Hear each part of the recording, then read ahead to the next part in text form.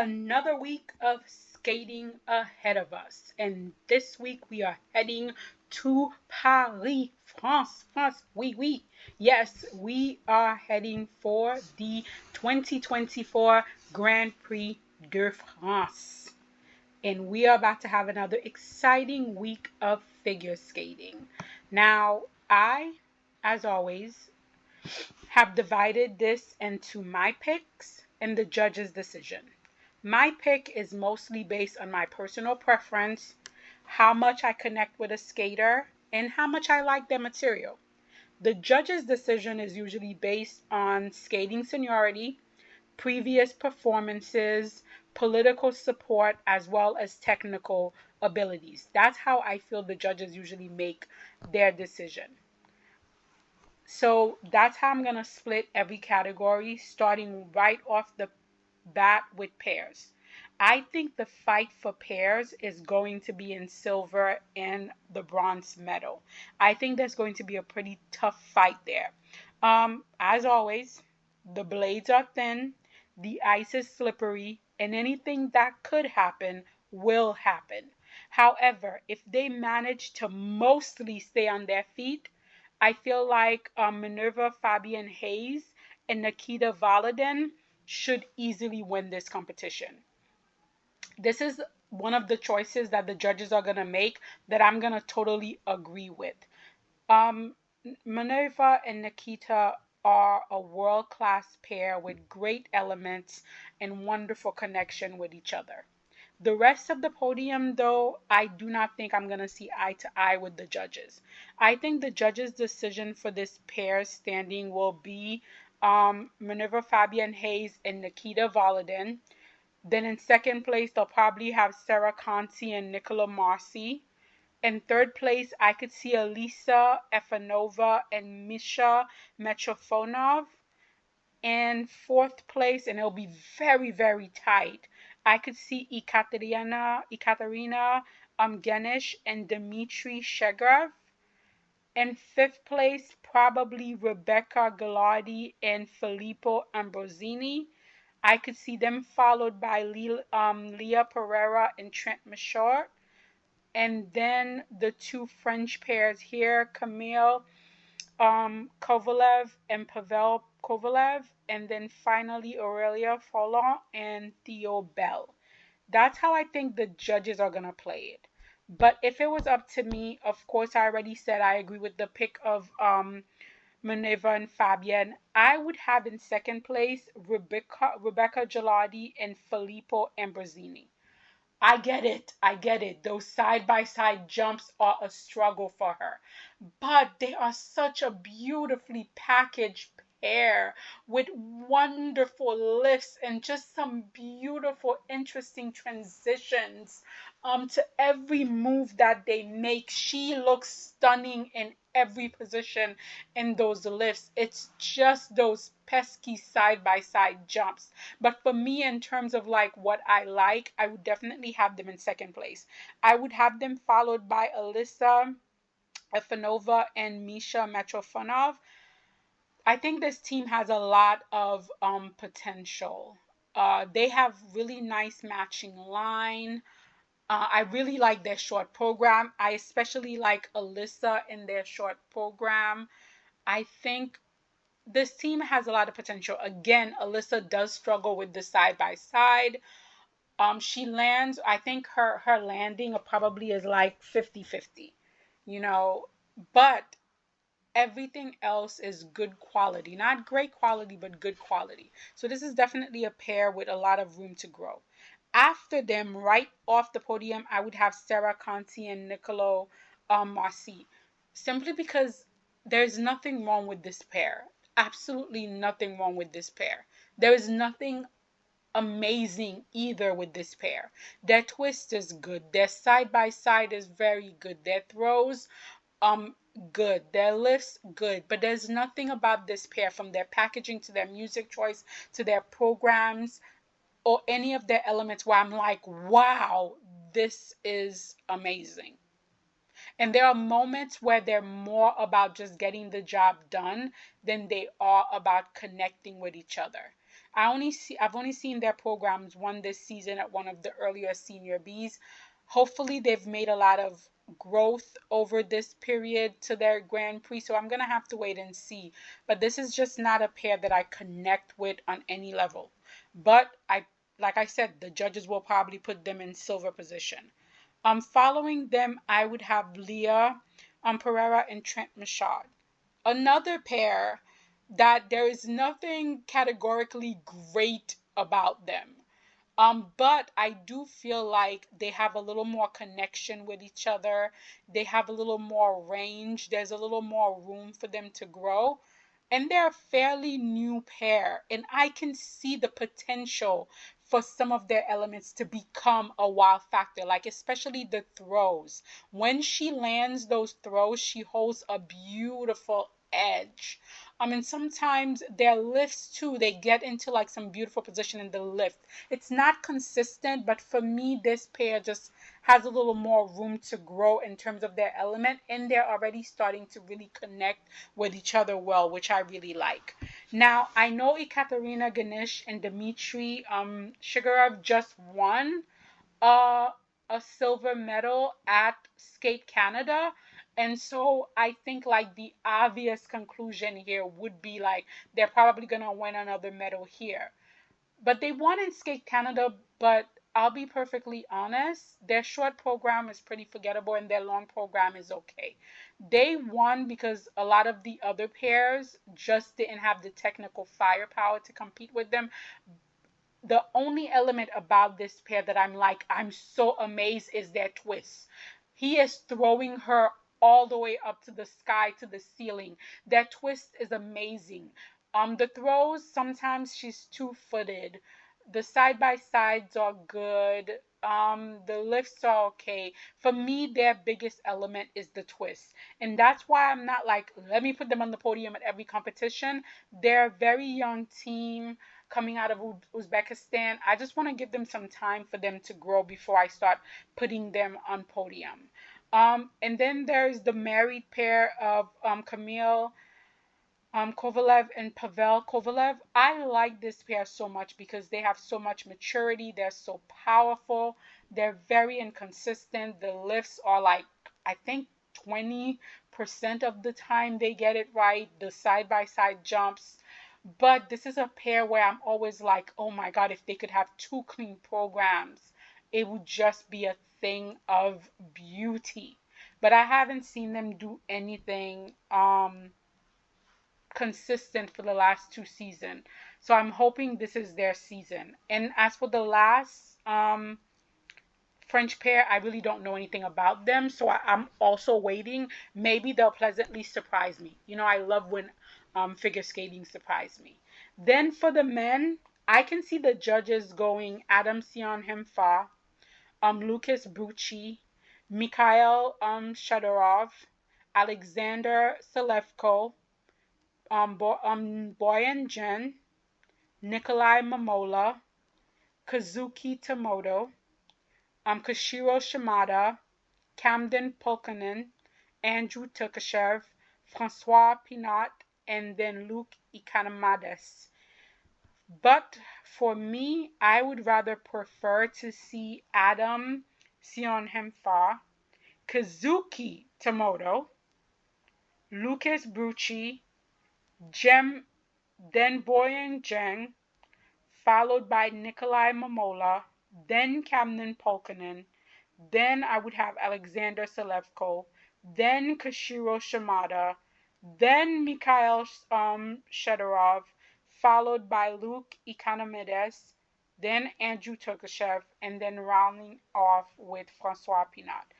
Of course, Adam Sion Hemfa, again, this is another situation where if Adam stays mostly on his feet, this will be a win for him. You know, he simply outquads everyone else in this competition.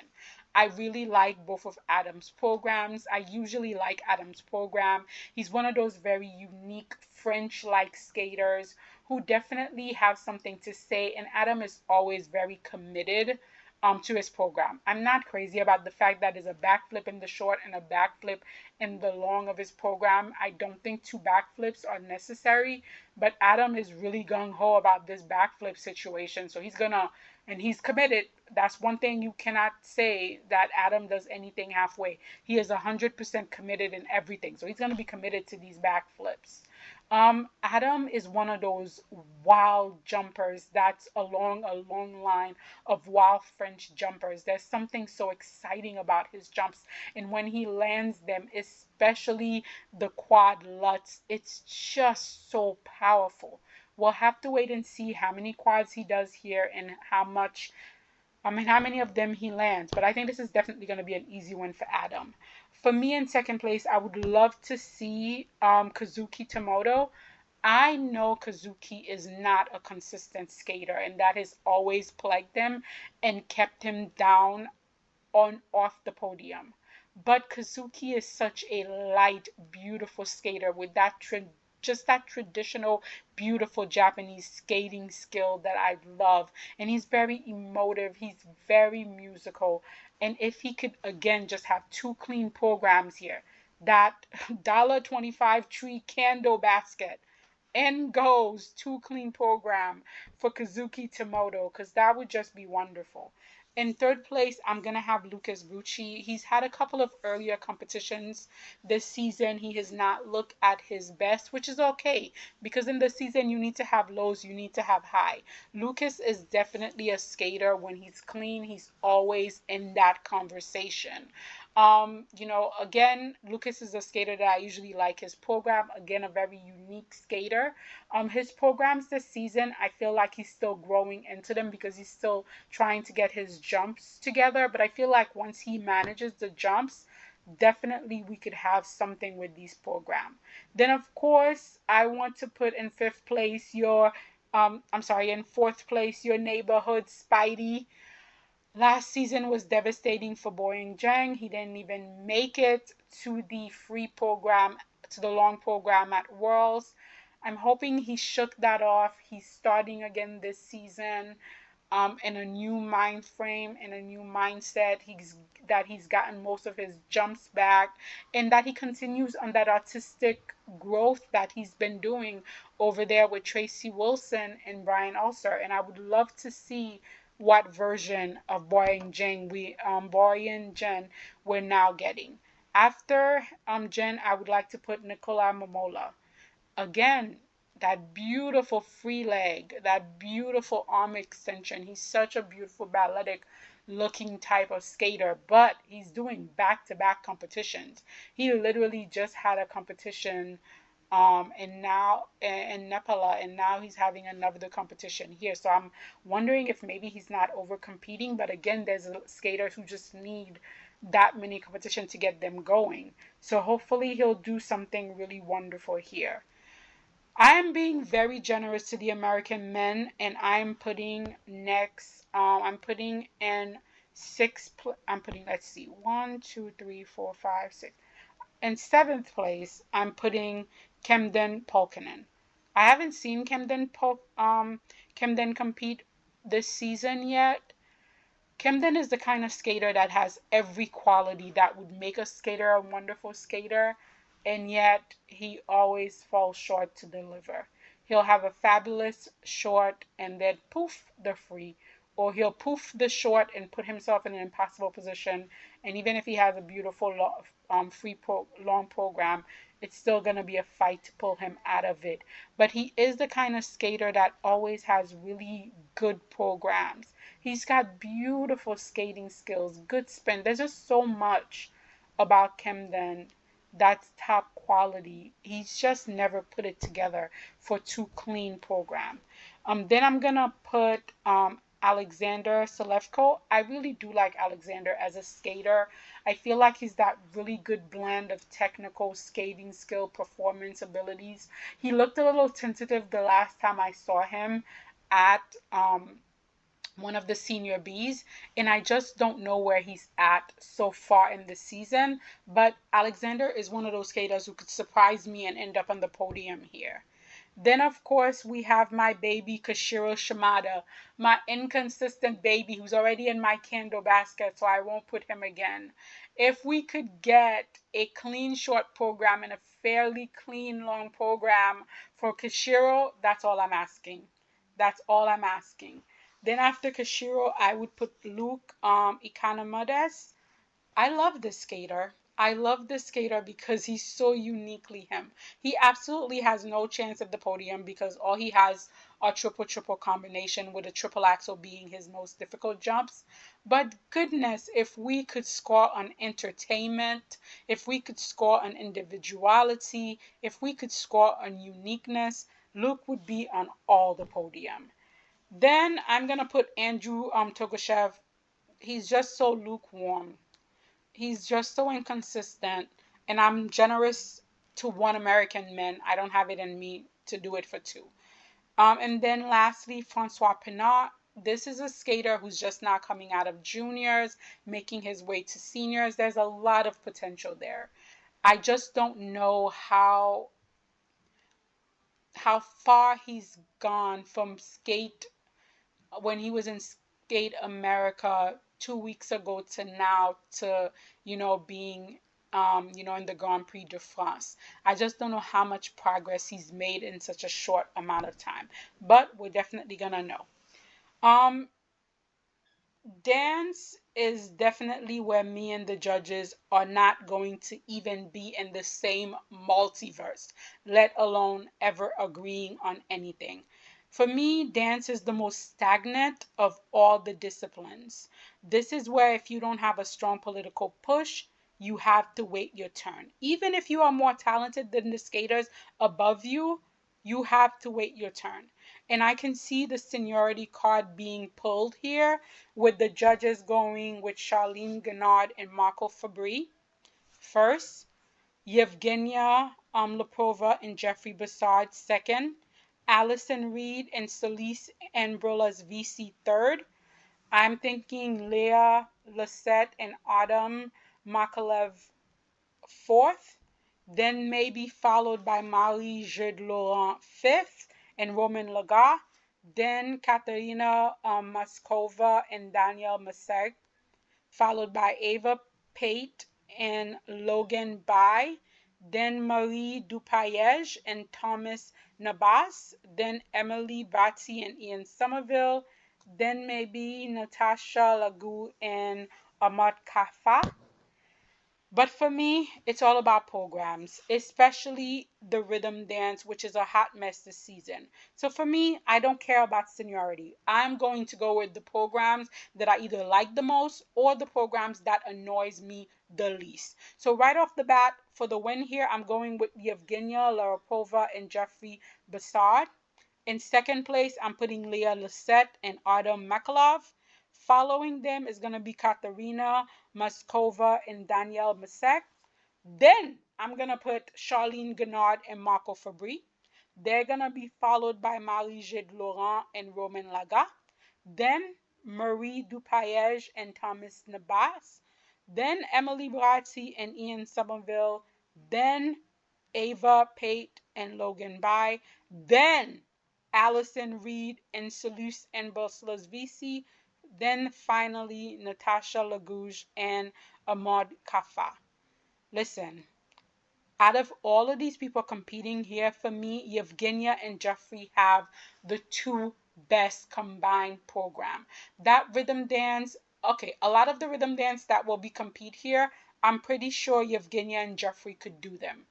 However, I don't think there are a lot of skaters in this field who could do Evgenia and Jeffrey's rhythm dance. It's quirky, it's unique, it's them. And then they continue that right along to their free dance. It's edgy, it's cool, it's uniquely them. So for me, forget the seniority. I would give the win to this team if they're clean in both programs. Following Jeffrey, I would put Leah and Autumn. Again, two really good programs. That rhythm dance is so much fun. The little booty bumping, the outfits, the whole thing. And then they have a really strong free dance. So for me, if they're clean here, and they have good skating skills. They have good connections with each other. They have good speed. For me, I'm putting them in second place. I don't care about seniority. Then I'm going to put Ekaterina and Danielle in third place. Why? Because I say this all the time. This young pair has better skating skills than half of the seniors that are above them. They have fabulous skating skills. I think the problem is, unfortunately, this pair just has not, they haven't found the right packaging in senior to get them connected to the audience and the judges. But in terms of raw talent and skating skills, they have that and then some. Following Katerina and Danielle, I would put Charlene and Marco. I know they're going to win here, but I don't care. The reason why they're here for me is, first of all, their rhythm dance is just there. I don't hate it, but it's not love. It is just existing in the ether of rhythm dance existence. And then we get to the shiny 10 men onesies that they have decided to put Marco in. Technically speaking, the program, there's nothing wrong with the program, but visually, I literally have to watch it 2-3 times to get my mind off of the shiny 10 men onesies to actually focus on the program. No, it's just a no. I don't understand what is going on. Like Barbara Fizzapoli, you have a team that clearly should be on top of the podium, but you persist on packaging them like they're in a circus show, and that is always keeping them off the podium. Let's be perfectly honest. I'm definitely putting Piper and Paul ahead of them, and I'm even with the fall. I am still putting Madison and Evan ahead of them. I'm sorry. Then after Charlene and Marco, I would put Marie Jerde and Roman. I love this pair, and unfortunately, they have been abandoned by the Canadian Federation. I thought there was going to be the third Canadian pair, but it doesn't seem to be the way that the Canadian Skating Federation is going.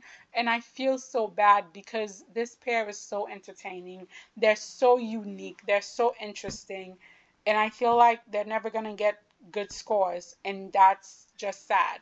Another pair that I love is Marie and Thomas. Another pair that's so unique, so inventive.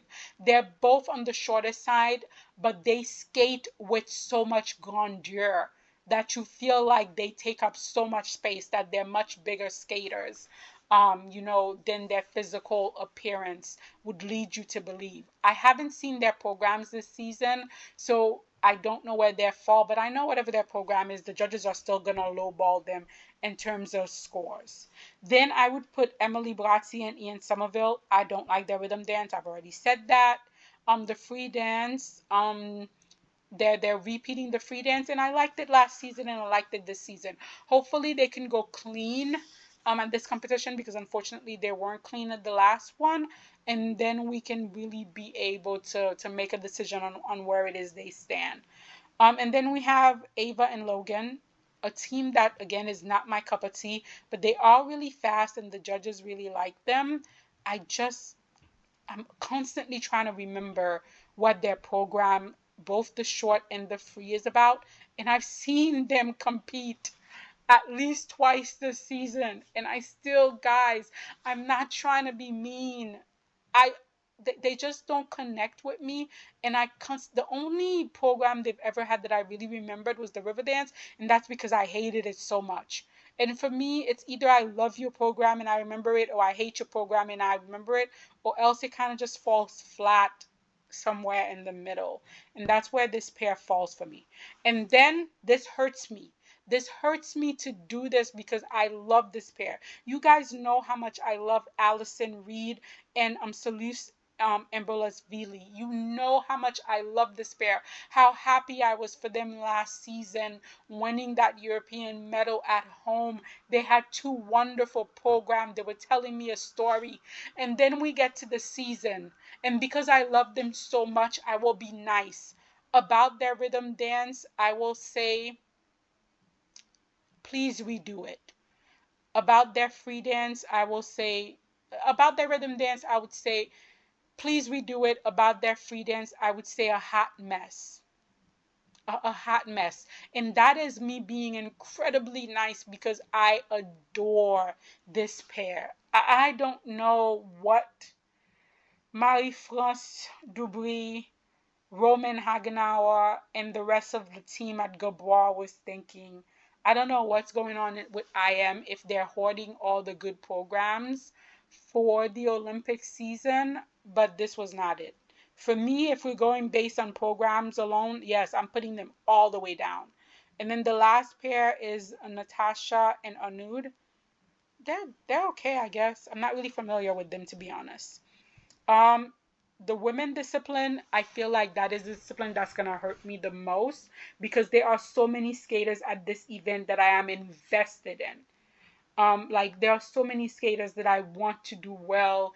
Like I couldn't even pick a winner, but based on previous performances and who are statistically most likely to deliver, I can see the judges going with Cheon Kim for first place, Amber Glenn for second place, Wakaba Higuchi for third place, Sarah Everhart in fourth place, Nina Pinzaroni in fifth place, Anastasia Gabanova in sixth place, Rion Simoyushi in seventh place, Livia Kaiser in eighth place, followed by Mai Miyahara, then Lauren Charles, then Leah Serna, and then Clemency Mayundi.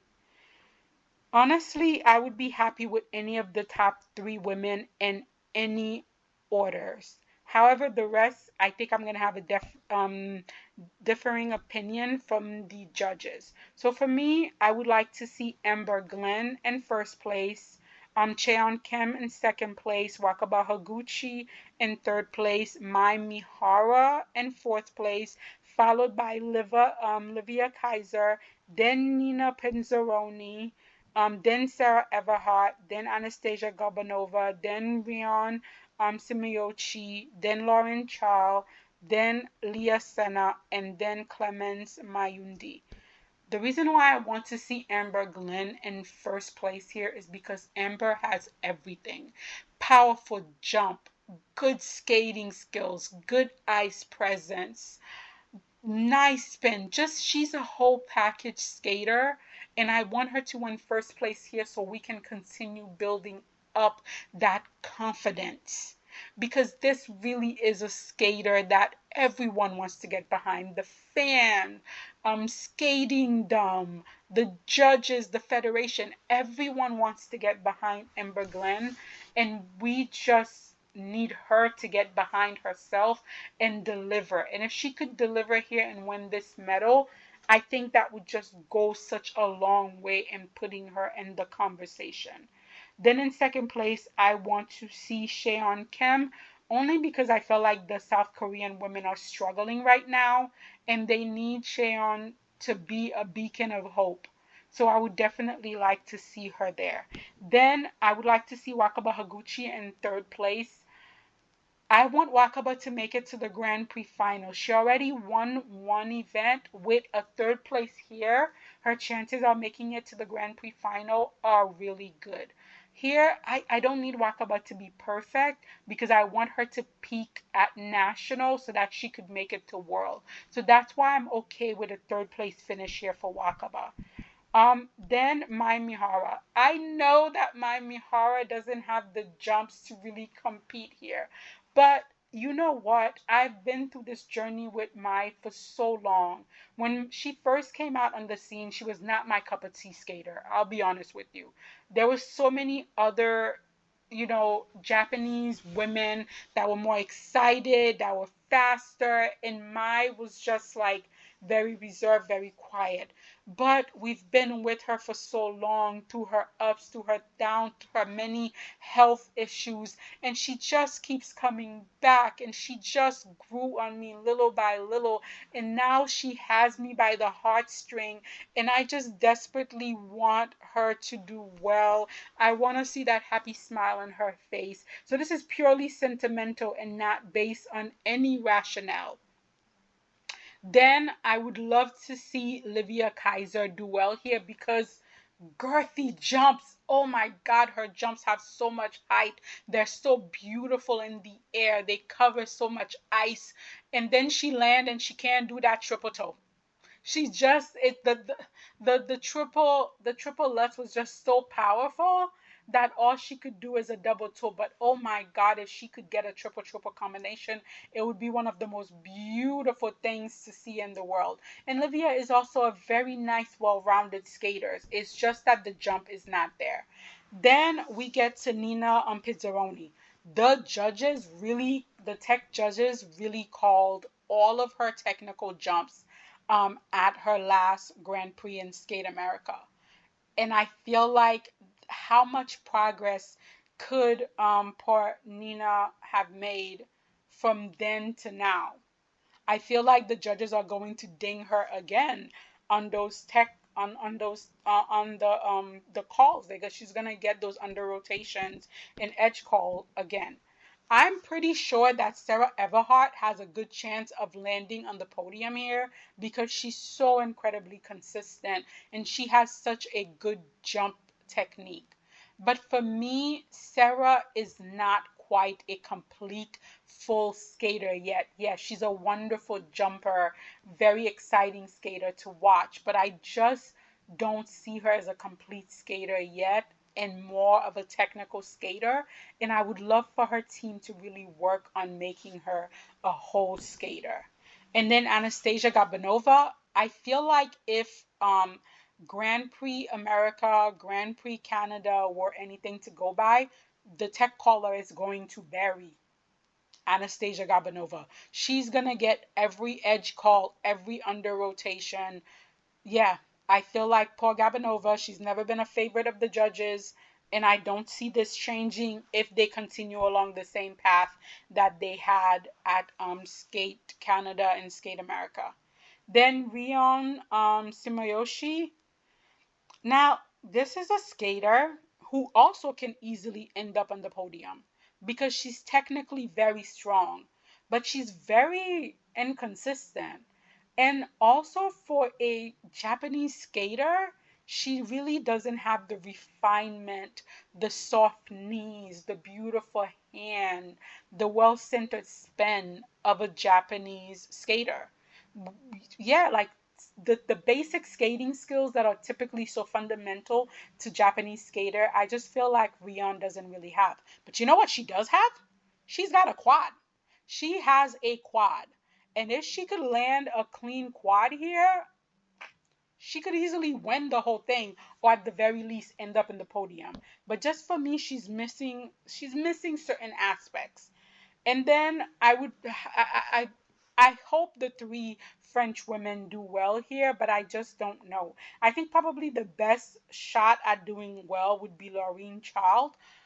But again, if those tech callers are calling these jumps, and Laureen has this wild, wonky type of jumping that's fascinating and scary all at the same time, I just feel like it could go either way for Laureen.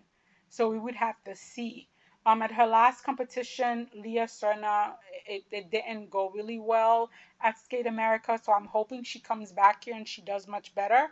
And then Clemence Mayadu, Mayandu, I don't recall this skater. I don't know if I've ever seen this skater compete. So we'll have to wait and see. So guys, you know I do not trust the International Skating Union. I don't trust the ISU.